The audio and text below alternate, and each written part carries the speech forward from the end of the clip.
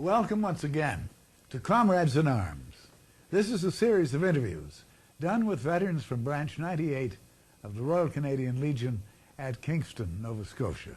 Now, the purpose of these interviews is to highlight and record for posterity the careers of our veterans who served in Canada's armed forces. Well, today is really a red letter one in our series of interviews, because never before have we ever had a veteran who sang, and our chap today does and will for us. We have never had such a big fibber on our show since it began, and I will tell you about that shortly. But you're certainly going to enjoy this interview very much, I promise you, because this gentleman was everywhere and did everything, and we're going to hear all about it. Ladies and gentlemen, my pleasure to introduce to you Mr. Maxwell Bent. Welcome, sir. Thank you. Now, Max, if I may call you that. Yes. Max was born on December 20th, 1925. So you can quickly figure how old this fine gentleman is. And he was born in Nova Scotia in a place called Waterville. And his father was a veteran of the services, too. He was in World War I. And he had 3 sons and a daughter, I believe, Max. Yes, that's right? correct, yes. All right. And now in... what was your youth like in Waterville? Well, school days, really, Yes. you know, up until I was almost, sneaking up to 16, I suppose, still 15 when I decided to... Now, that's yes, that is really the snapper here. Yeah. He was only 15 when he joined the service. He went and told him, I guess, that he was 18. That's the bottom line of the whole thing. Now, you must have looked, I'm very interested, you must have looked much older than you were. Well, I suppose the size, I was tall enough, you see. Yes, I see. One factor. And yeah. you went with a chum, and your chum was how old? He was 19. Well, my- there my- you my are. cousin, See, so you the poor enlister probably thought, oh, I've got 2 guys here, they're 19. And One he let 18, the you other in. 19. Yes, yeah. Yes. But now, so you joined, and what Yeah. happened to you then? Well, of course, the natural thing was to get training. Now, I Yeah. enlisted in Kentville at that time, and I remember that. And the medical doctors looked me over good and, you know, Yeah. top to Oh, bottom yes. kind of look. They even Yeah. had me bend over. Oh, boy, yeah. Checked all the spare parts and one thing and another. Yeah. Then training took place. Now, I was sent to Yarmouth, number 60 CABTC. Yeah. That was the basic training center. And then from there to Camp Aldershot for advanced training. Yes, now where is Aldershot? Well, that's just north of Kentville, you North of see. Kentville. Yes. Thank you. And what happened when I completed my advanced training, they recommended me for a junior NCO's course. Mm-hmm. And of course that ended up with a promotion to corporal. Now that's not a very high rank, but... And you're now 16. Just Yes, barely. that's Yes, right, just barely 16, yes, And barely, here you yeah. are at corporal already. Yes, yes. Yeah, that's pretty. You must have been quite good at this. Well, apparently so. Yeah. And then, of course, having completed that NCO's course, Yeah. then they shifted me off back to 60 CIBTC in Yarmouth to instruct raw recruits. You see, Well, you're now sent as a instructor. as an instructor. Oh, yes. Yes. Now, Max, this all started on when and what year? Well, when Did you join? I enlisted in 41, 41, November, about yes. December or something. Yes, around that, yes. December 9th, maybe? Yes. Yes, I think I remember us talking about that. All right, now, you were then an instructor back in Yarmouth now. Yes. And what happened to you then? Well, it turned out I wasn't there very long because Colonel Dawson was the commanding officer of that establishment. Yeah. And one day he came out and he says, you know, we need volunteers to join the 1st Canadian Parachute Battalion. Yeah. And as it turned out, you know, God, my ears stood right up, and I said, well, that sounds interesting to me. Yeah. So I asked him the question. I said, Colonel, can any of the NCOs do this go? Yeah. In fact, there was other troops responded, But he had to rebuff these people because they never had their advanced training, and that was a necessity. Oh, I see. Yes. He said, I'm sorry, gentlemen, that some of you others want to go, but he says, unless you have your advanced training, you just can't do this. So it ended up, there was one lieutenant and myself, vamoosed in the way we went to the States. Where'd you go? We traveled by rail. On the way, we probably went through Halifax and picked up more volunteers. Oh, yeah. And we traveled on down to the States, all by rail, and we ended up in a place called Fort William Henry Harrison, just outside of Helena, Montana. Oh, my goodness. And it was a nice place, and a short runway, just the one runway. Of course, they had Dakotas in those days, you know, the good old aircraft. And it so happened that when I landed there, I discovered that the troops in that particular business, that parachute battalion, were half Canadians and half Americans. Now, we had to wear, for some reason or other, we had to wear the American uniform, which is fine. You did? Yes, that's fine. But we were entitled to wear our Canada flashes on our shoulder, which separated us, you know, one from the other. That's very nice. And yes, and the training was very rigorous. So I'm telling you, it was tough, but I enjoyed it. And this was Fort William Henry. Fort William Henry Harrison, yes. You enjoyed this, did you? Oh, yes. And when did you jump out of a plane first? Well, we did some training. Everything was on the double, of course. We had mock-ups on the ground. You'd have to learn how to fall backwards off of these things up to 4 feet high, 6 feet high, oh, I 2, see. 4, 6 gradations. You know, so you'd jump from that distance onto the ground. And you'd fall off backwards or roll and tumble, and everything we did was on the double, you know, too. Yeah, and they taught you how to jump so you don't break a leg. Austin, one good thing they did, they fed us well. That's a good thing, because we were hungry as a bear at the end of the day. I bet God. Well, the American Army had very good grub. Oh, they did so. Yes. Yes. All right. Now, what eventually did you study as well as just the jumping? Because you were going to a paratroop outfit. Yes. So now, what other things did you learn? Well, the long-range activity for us in the war, I suppose, meant that we should learn other things. We should learn demolitions in particular. Oh, yes. How to blow up a power plant, bust up the 90-pound rails on the railroad track of the enemy. So you had to learn what you did when you jumped and got on the ground. Oh, yes, definitely so. And also we had to familiarize ourselves with American weapons as opposed to our Canadian weapons. And as the training would go on, we would probably end up studying German weapons too. But of course, I was interrupted as I was just going to say, your life blew up entirely here, somewhere along here, didn't it? We bit, In other words, you got caught out. That's right, yes. Now, how did that happen? Well, I was out on a demolition range one day, and this Sergeant Major come along to me, and he said, Corporal Bent, he said, I want you to go report to the paymaster. And of course, that tipped you off. Tipped me off, but it was an oddball request, and I said, oh my soul, there's something in the wind. So there was a Jeep there, so they carted me off back to the camp proper, because we were way out in the training areas. And I was escorted into a fellow by the name of Lieutenant Ariat. He looked at me and he said, now Max, he says, he got to know my name from the letters they had in front of him. He said, Max, he said, we know your Army age. He said, but now how about you telling me your right age? I said, uh-oh. And he went on to tell me that what happened was that my father, missing his son, and my son, Max here, not writing home, which was a mistake, yet you never know. Yes. Sure. I failed to write home. Of course, they didn't know where I was. And anyway, he wrote to DND Ottawa. And of course, through the process, they found me, and that's where I was. That's where you were. Sure, they found you in Dakota.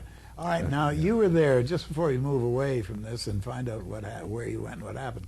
You were there for how long? Well, I was there long enough to get my wings, of course, and quite a lot you of were? training. Oh, yes. Yeah, and so what planes suppose, would you fly on? Oh, the old Dakota, the twin-engine Dakotas, DC-3s, they were great. They took the door right off the hinges, you know, when we were jumping, so it made it quite easy. Hey, what were the commands? How did the jump work? Tell us about that. Yes, when you're in the aircraft, they had a big steel cable running through the aircraft, and the command was the jump master, we called him. Yeah. He gave the command, stand up, hook up, check equipment, call off, stand at the door, and go. Oh, yeah. And when he said go, he would tap you in the calf of your leg. You'd put your hands over your reserve chute in front and note the door you went. But checking up, of course, was the matter of making sure the static line that was hooked to this cable wasn't under your shoulder. It should be on top, on so you don't break your arm or tear your shoulder off. When the snap And comes, the way we went, and it was good. It turned out good for me. Did it? Yeah. I had one chap freezing the door in front of me, but it didn't bother me none. Once he got him sit down, away I went. No problem. Now, how many jumps would you have made? All I had to do was make 2 jumps to get my wings. Did you? So that's all I 2 needed, jumps, right okay. there, yes. Yeah, all right. And the way the voices we heard was that they wanted us overseas in the worst damn way, you know. I see. So Well, it's kind of too bad in a way that this happened to you, but well, still. I know, but again, the stories I heard about those in Arnhem, you see. Oh, I know. You know, It was God was bad, with me, I guess. bad No, time, bad. fate. It was a bad move. bad I think. situation, yeah. But now so they sent you where? Back to Halifax? Well, they flew me to Calgary, number 1, then by train back to number 6 depot, Halifax, yes. And I was to see a legal officer. Oh. Well, it happened that the legal officer wasn't there. He was gone for a couple of weeks. Yeah. And so they put me in charge of a magazine, an ammunition magazine, with some guards, you see, to protect us in a wartime situation. And I was there for 2 weeks. Well, once my 2-week term was up, back I come to the depot proper. That was out on Halifax West Arm, by the way, where this magazine was. And once I get back, of course, the legal officer had arrived back on base and had me up in front of him. Yeah. And he told me much the same story as the Lieutenant Area did down in Montana country. And he said, Corporal Bent, he said, we're going to have to discharge you. And I looked at him and I said, well, sir, I said, can't you keep me on boy's pay? He couldn't help but laugh at that one. And he said, I'm sorry, son. He said, your father wrote too many letters to the Department of National Defense. And he said, we're going to have to let you go. So, you know. Right. Now, tell me this. You now went back home, I guess. Yes, and, I did. Yes. Yes. Very disappointed lad. Well, kind of, yes. Yeah. So, but what did you do now to fill in? Because you didn't have long to wait before you could go back if you were still intent on it. Well, what happened, I was fortunate. I had a brother-in-law who was a superintendent in construction. Yes. And at the time, CFB Cornwallis was become activated, you see, and building more buildings and so on. So that's where I went to work, and the superintendent I speak about was a brother-in-law, naturally. So I boarded with my sister, who was his wife. And I went back to my trade, you see, carpenter work, you see. So and I stayed there until I turned 18, and then you know what I done. You went right back and rejoined. Indeed so, yes. Now, we're January 44, I believe. Yes. Okay. Yeah. Now, where did you join? Same routine again? Well, I joined in the number 6 depot that time. I had to go to Halifax, you know, because the Kentville didn't have a recruiting thing on the go. Okay, so you went to Kentville, to Halifax. To Halifax, yes. And then, what happened to you then? Well, once I enlisted, they gave me a shunt up to Aldershot Camp, which is north of Kentville, you see. Now, I want to ask you, did your experience before, your naughty experience before, did that help you in any way when you re-enlisted? Did they give you credit for I didn't have to repeat the training, both the basic and the advanced. You see, that's the feature there. Yeah. So I was open when I re-enlisted to take advantage of things that I thought would help me in life. And of course, I applied for a course in transportation. You know, driving heavy purpose vehicles. Yeah. And the other was to take a driver mechanics course as well on carriers. Now, where was this done? Well, it was London, Ontario, in Woodstock. Woodstock. I had one course in one place, and the mechanics course in Woodstock, the other. Yeah. And so now you were going into vehicles and transportation. So when that course was finished, I was naturally returned to Aldershot, and of course, for a very short period, then I was able to help them transportation-wise. You know, I could drive their Army vehicles, whatever nature they happen to have, heavy purpose or lightweight or whatever, or even the carriers, you see. And until I was ready to be shuttled overseas, that's what I did. You know. Now, what year was this approximately? 44, obviously. So I would say yes, we're on 44. Yes. So it's now late autumn. 44. Late autumn, yes, yes. All right. Now, so the invasion is over Right. at this time, but you went back overseas Yes. just afterwards. So that meant Just you went to the afterwards. continent. That's right. Yeah. Well, I stayed a couple of weeks in Whitley in In Great Britain, you see. yeah. We arrived in Liverpool, and they trucked me up by train. Yes. And then from there, of course, like I say, I went to the continent, like you say. Right. And that arrived in Ghent, Belgium, in a Ghent, place Belgium. called Leopold Barracks. There was, yes. Oh, yeah. And what now did they do to you there? They put Well, you I in didn't a- stay there very long. They had us on the parade ground in the morning. It was kind of like a fortress-looking spot. Yeah. Cobblestones, the Oh, surface. yes, And they had yeah. us out on this bloody parade, Yeah. and we were doomed for a 25-mile road march.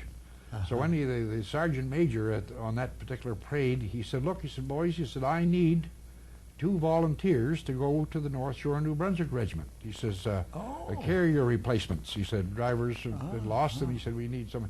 So I had a friend by the name of Cox, of course, and Yeah.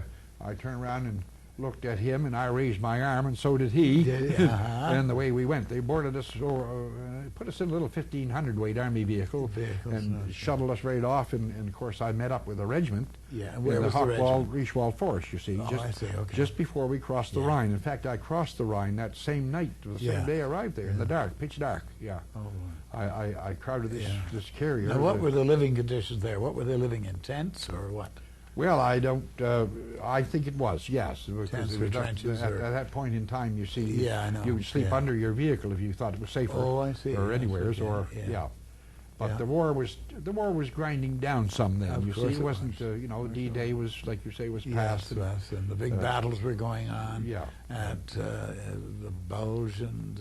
And I yes. crossed the Rhine with a carrier vehicle, which was geared up as a flamethrower, and it had extra armor-piercing build-up on the sides and on the front of it. Oh. And I boarded that on a Buffalo. You could tell who was running that Buffalo. It was Yeah. a water vessel of some Vessel, sort, oh, you yes, see. it was amphibious. And when I in went other- on there at pitch dark at night, I could see this gentleman with a white cup hanging on his belt, and I said, "Well, I know where that boy's from, the old country, Yes, Great Britain." yes, yeah. And anyway, when I crowded that thing on there, the bolts were sticking out in this extra armor I had on this Yeah. machine, and I want you to know they'd done a little crunching, but I made it. They made it. Oh, yeah, on and off, no Good, problems. yeah. Now, this was a Yeah. Bren gun carrier, was it? Yes, yes, it was, yeah. but it was But geared up as a Geared flamethrower. up as a... Yeah, yeah. yeah. All right, now, what did it do, this thing? Well, there was a gun with 2 places to hold on with 2 Yeah. triggers. One was for raw gasoline. The other one was with a gelatin coming from a tank that was mounted across the back of the carrier. And what would happen when you fired it, you would first activate the gasoline and ignition by just pressing on that trigger. A shot of Yeah. gasoline would come out. The 2 CO2 bottles would provide enough pressure that it would shoot along this gelatin material, Yeah. and the gasoline would ignite it as it went along, Oh, and that would for shoot out heaven's 125 yards. Really? A Yes, it flame would, of yeah, 125? yards. So you could burn down buildings if you so mind to, or anything else. It was a good Oh, thing yeah. also for if you had to clear the road for any reason, go off into the wow, offing. yes. It was the greatest thing to blow up mines that might be in there. See, you didn't Oh, want yeah. to You had a narrow people. escape with a mine, didn't you?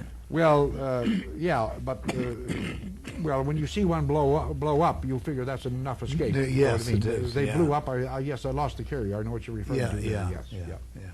Yeah. Okay, now, you, when you got that thing, you replaced somebody, eh? Yes. What happened to him? Well, his name was Corporal McDonald, and the sniper got him between the eyes. Oh, dear. Very unfortunate. Yes, And, very. and the only thing I did, like a nut, and I shouldn't be telling you this, but I'm Yeah. going to. He had a nice pair of jump boots on. They happened to be my size, Oh, so dear. I said, Yeah. "Fine, there they are." Of course, I liked jump boots when I was in the paratroops. You Yes, said earlier yeah, in the yeah. my first phase. Well, And unfortunately, he the wouldn't poor be using didn't. them They're again. solid. Yeah, he wouldn't Yeah. miss them gone. Yeah. Can And- you describe that very narrow escape? that you Well, had? yes, we've taken the town of Emmerich, and we further went on to another smaller town, was a little town called Wiener, Weiner, something like that. An Ostermeyer? Anyway, anyhow, we got things quieted down there pretty good. We thought we were having things under control, but we were sent out on a recce. I reckon. And what this recce meant that we would look for some German troops further on towards the city of Leer. Yeah. Now, we didn't go into the city of Leer, but in the general direction, and it was farming country. Now, I had a Browning carrier in front of me, which is giving me gun support, because all I had was a flamethrower, except an old tank gun that I swiped out of one of our burnt-out tanks, stuck on the back of mine. A good thing I did, as the story goes. But anyhow, my front support carrier went across a piece of pavement that was dug up in the road, and it would be, oh golly, almost as wide as from here to where John is sitting over there. Okay, so that was gravel. Yeah, quite a wide spot. Now, my carrier, the front support carrier, where he made tracks to go across that gravel spot, I made bloody sure that my tracks went the same place, because I was worried about this mine thing. Okay, now here's where the sad part happened. The carrier, one of the carriers behind me was the first ones carrying infantry troops. You see, there were 6 or 7 young of our boys in that. And anyway, when they got on this gravel patch, there was some Jerry troops, as far as I could make out, from what I saw coming out of that house afterwards. They must have been in there with something to set off this charge, you see. And of course, these fellows were wounded quite bad. Well, that made such a damn crater in the road that I couldn't get my carrier back, nor the one in front of me. You see what I mean? There we were tied right up. There was water in the ditch on both sides, quite deep, because I found that out later on. And anyway, so once I seen these Jerry troops coming out of this farmhouse, that annoyed me near to death, because I said, well, that's just about where that explosion happened, came from. So I got this old tank gun, machine gun of mine cranked up, and I let some tracers go in that direction, don't you think I did? And what I was doing was giving my stretcher bearer people time to get these wounded boys alive to heck out here, you see. And I kept that up until the damn thing, I guess it got overheated or something. All of a sudden it conked out on me, you know. And by that time, the 88, which I learned was up there, started banging away at us, and one landed close enough that told me to get the hell out of there, you know, so I did. And I jumped in the water, and I went back far enough to get in the basement of this house. But it so happened I was able to support the stretcher bearers to get those dear people out of there. And there wasn't a darn soul. They'd all got back out of the way, which was wonderful. And so losing a carrier, they did put I found out later on, once we got air support to come in to get us out of that jam. They took care of the 88. Yeah, they sure did. Yes, well. And there was a mortar building close by, and the Hawker Hurricane put a rocket into that, and you should have seen the explosion. In the meantime, we boys had to get our little orange flags out by this house that we were in the basement, you know. So that they wouldn't bomb us, you know, how it went. And anyhow, so that all went quite good, and then after that episode was finished, then we went back into North Holland to try to clean up some pockets of Germans that were down there along the Zuider Zee, you see. And so once we got that mess cleared up, then we got back into Germany. And up until VE Day, we were in a... you still got your carrier with you? Oh, yes. Definitely so, yes. Okay. So you were up to VE Day now? Yeah, that's right. See, in our division, the 3rd Division, of course, Queen's Own Rifles, Regiment de la Chaudière, and the North Shore New Brunswick Regiment, of course, on which I was a member. And anyway, you didn't have to wonder where the Chaudières were at night. No. You could hear machines go burping all night long. Yes, indeed.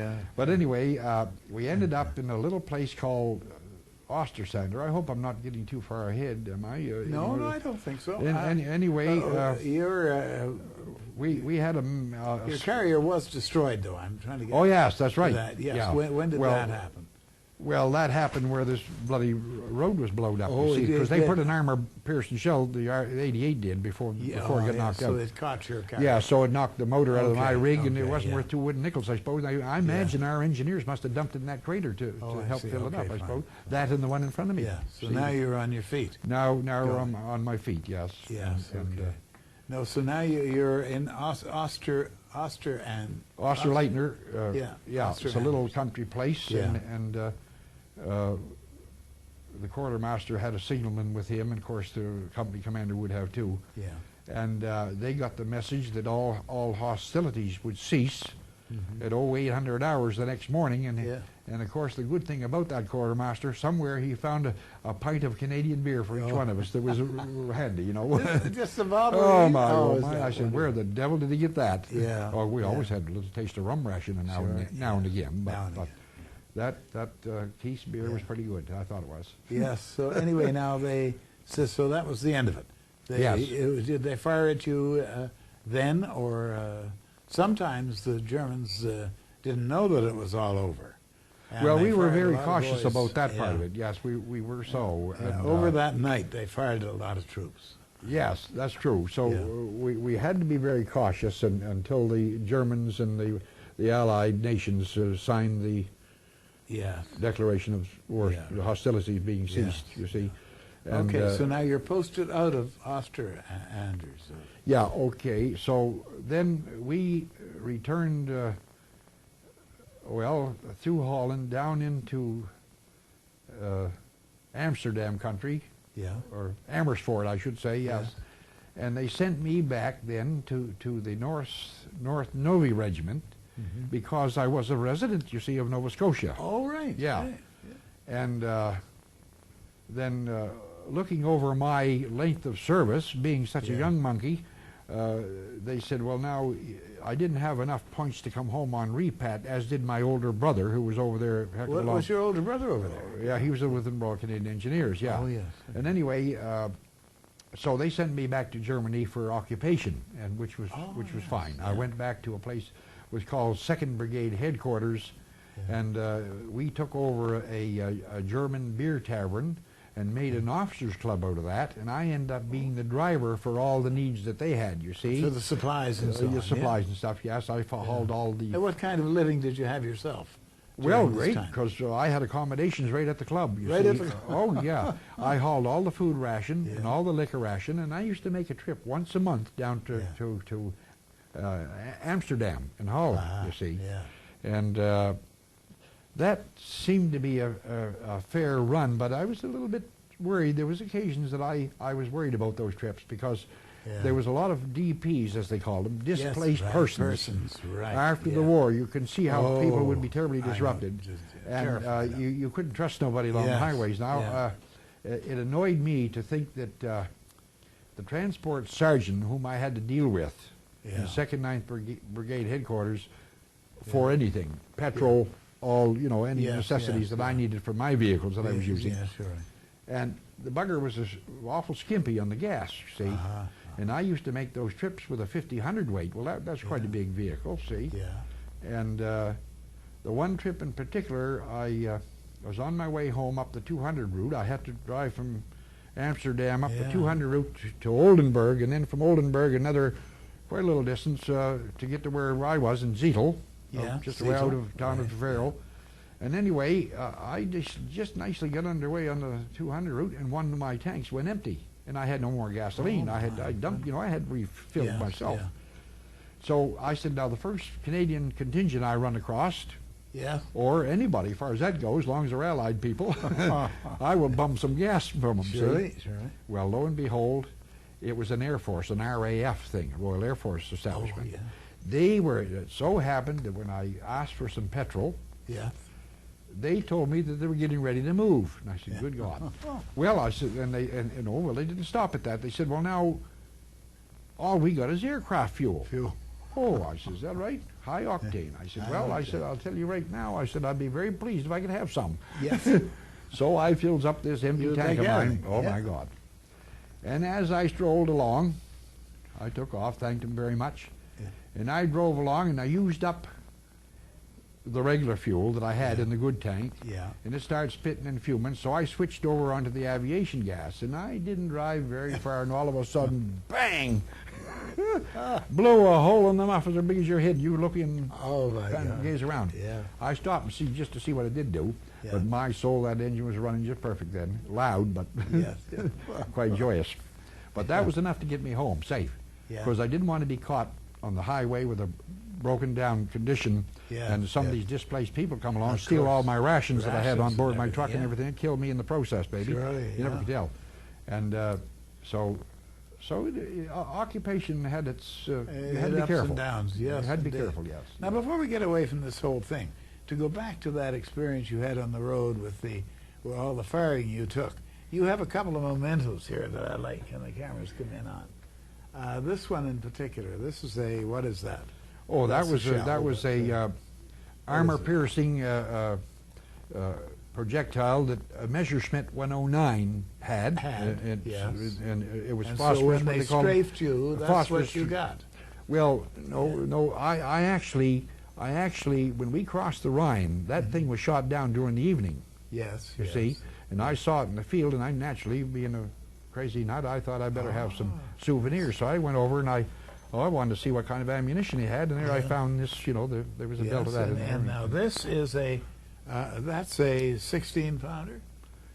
76 isn't it? MM. What do we got on this thing here now? I forgot. Yeah, 76 millimeter. Yes. It's an artillery 76 millimeter. That's the artillery piece, of course. size The Germans shell, had, so yes. They were yeah. wanging away at that, but that's Yeah. not nearly as big as an 88 millimeter. 88's bigger. Oh yes. They're yeah. much bigger than that. Yes, that's very nice. Thank you for bringing those in. Yeah. Now, okay, so you're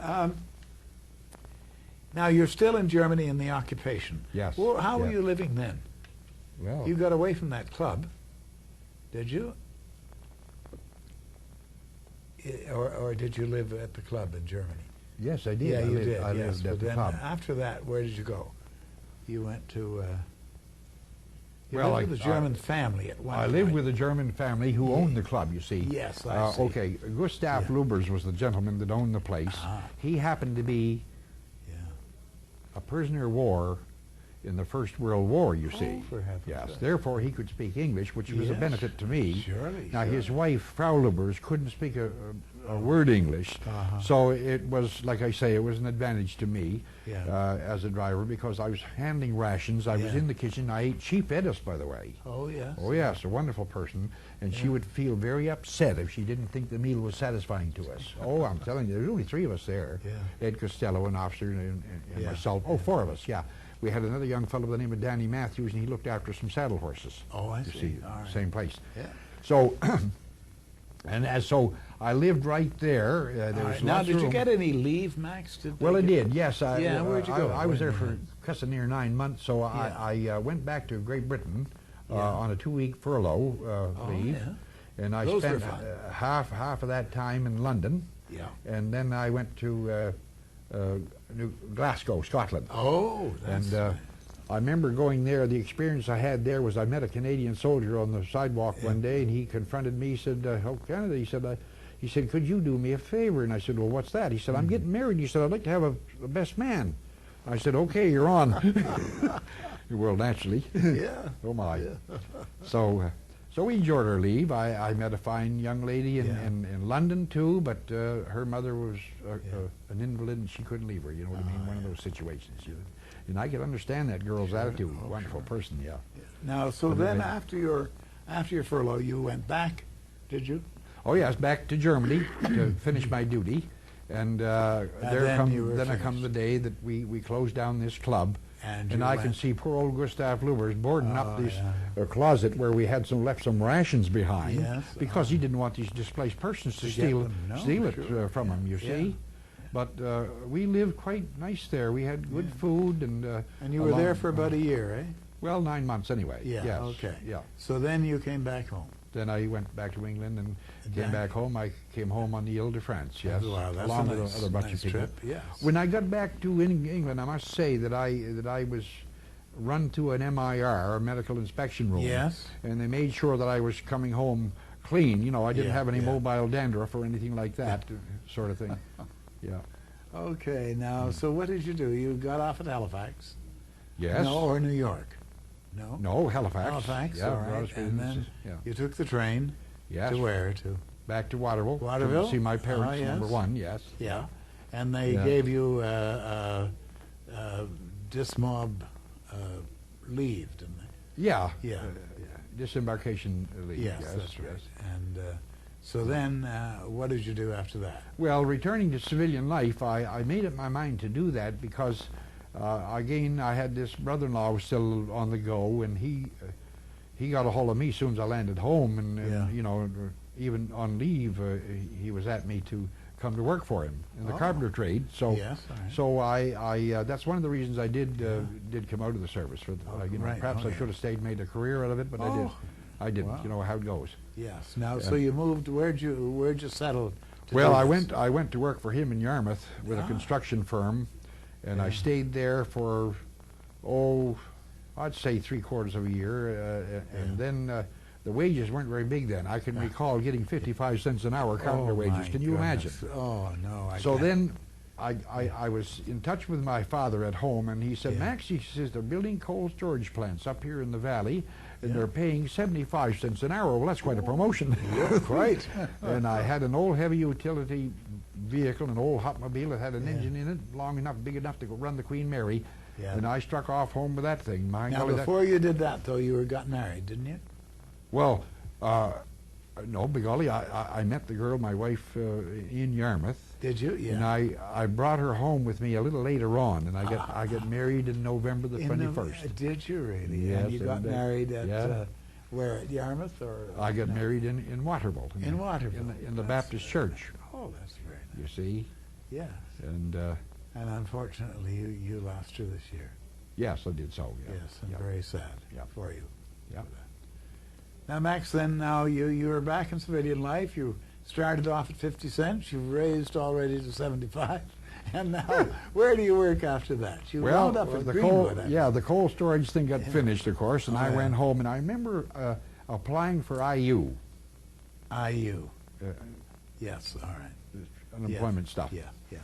And I remember the first check I got was $6, and I said, good Lord. You know, I said, well, That's that ain't gonna going to keep do you too much for me. And it so happened, being a veteran, the Manpower Center in those days was in Kentville, see? Yeah. That would be about 10 miles east of Waterville. So this fellow by the name of Jack McDowell came into my house in a day or two's time after that, after I got the big $6 check. Yes. And he had a green slip for he and I to go to Greenwood to work. And I said, oh, happy day. I was unpleased. Yes, isn't that And great? that particular time, of course, Yeah. they were reopening Canadian Forces-based Greenwood. Because so it had been British. it had been British and Canadian combined, but it had gone to pots to a certain extent. Yeah. You know, once the war stopped, well, then things now sort they're of reopening it. went downhill. Yeah. And the substructures had to be repaired, and that was right up my alley, and anything in the line of that kind of work. And so as time went on, that was late 47 I started there. Then I was laid off in April. That was the habit the government had of laying you off at the end of the fiscal year, you see. Yeah. And golly, I wasn't off there a week, and they called me back again. See, I had veterans preference, which helped a great deal. And as I went on, of course, I became permanent. And I ended up working there in the long haul for 33 and a half years. Oh, my goodness. And if somebody asked me what I did... That was hardly an odd job. Yeah, that's right. They asked me what I did. I used to tell them, well, I said I was a civilized servant. Anyway, I was thankful that I had to work, and I worked with some fine people. Yes. Oh, I did so. When did you work, too? When did you call it quits? Oh, I retired the 30th day of December, 1981, and I was 56 years old, by the way, when I retired. Oh, my. Isn't that devilish how a fellow can stay young and get all kinds of trouble and get shifted out of the army and back in again? Back in again. Well, that's great. So you worked there for 31 years. 31 and a half years, yeah. Okay. Yep. Now, do you have any hobbies in this life? Well, I have a crazy hobby of singing a little bit and writing some songs. I haven't done anything, you know, with my songs too much. I'm going to call upon you shortly to do that, okay? And your family. Now, you have children? Oh, yes. Yes. What do you have? I have a son, Greg. He works for Irving Oil out of Kentville. Yeah. I have a daughter who works for Rice Tool and Die in Hamilton, Ontario. Yes. And of course, she's married with a husband and two lovely children. Yeah. And I've got a daughter that married a dairy farmer, young Brian Salzman. I wrote a song, by the way, for him called Brian's Farm, and explaining his complete dairy farming operation. And then I've got another one, Doreen, and she lost her husband with cancer about 3 years back. It's unfortunate. Now she's living with a friend, and he's a good man, too. Well, ladies and gentlemen, we're going to take a short little break now, and when we come back, we're going to hear Max sing a song inspired by Winston Churchill. And he wrote it in October 43. And we'll be right back. This is Cliff Chatterton of the War Ants. I've known Megan since she was 3. This is your new swimming arm. This is the sport hand that goes with it. Okay? She was enrolled in camp after a terrible car crash cost her an arm. Show kids you care. Be a part of the War Ants Drive Safe campaign. Drive safe.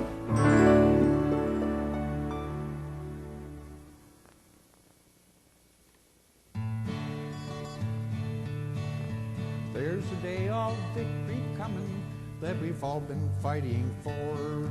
It won't be long till we have fought it through. And the day will come when we will meet our old pals, and the days ahead will not be so blue. So in the meantime we will fight and strive for the right, and for democracy we'll fight to gain. And the foe will go down who tried to change the world around, and people never more shall go through pain. We're buying bonds and working hard, we're going to see it through, 'cause we have something now worth fighting for. What freedom means to everyone is like a honeycomb. As united allies we will stand so true. So in the meantime we will fight, strive for the right, and for democracy we'll fight to gain. And the foe will go down and try to change the world around, and people never more shall go through pain.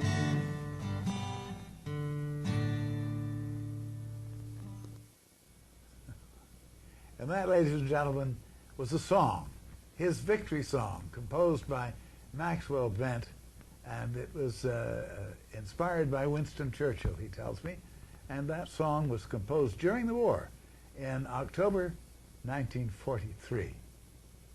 And I want to thank you, Max Bent, for being with us today and telling us your wonderful story. Thank you, Austin, And so I'm much. deeply sorry about your wife, but I hope your life will pick up and that you will be Oh very yes, happy yes, in the I days to will come. keep my chin up, as they say, and Good. keep plugging along. Splendid. And now, ladies and gentlemen, you have been watching Comrades in Arms, another program of interviews with the veterans of Branch 98 of the Royal Canadian Legion at Kingston, Nova Scotia. And I'd like to thank a few people now. First of all, Eastlink Communications was the cable company whose studio we do this in, and who are so helpful and so professional as we do these tapes. I'd also like to thank the members of the Legion itself, Branch 98, and its president, John Byrne. They have been most helpful to us, and I look forward to doing many, many more veterans in this area. Thank you.